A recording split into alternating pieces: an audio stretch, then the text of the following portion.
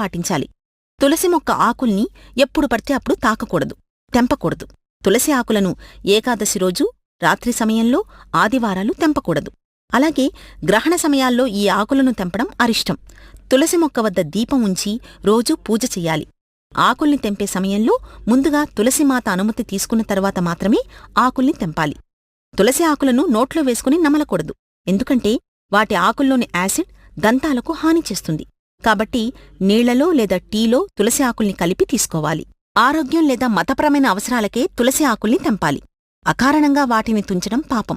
ఎండిపోయిన తులసి ఆకులు రాలితే వాటిని ఊడ్చివేయకూడదు. వాటిని ఆ మొక్క సమీపంలోనే గుంత తీసి పూడ్చాలి. తులసి మొక్క ఎండిపోతే దాన్ని పడేయకూడదు. దాన్ని పుణ్యనదీ జలాల్లో లేదా చెరువుల్లో కాని వెయ్యాలి. ఎండిపోయిన తులసి చెట్టు ఇంట్లో ఉండడం మంచిది కాదని పురాణాలు చెబుతున్నాయి. చూశారుగా?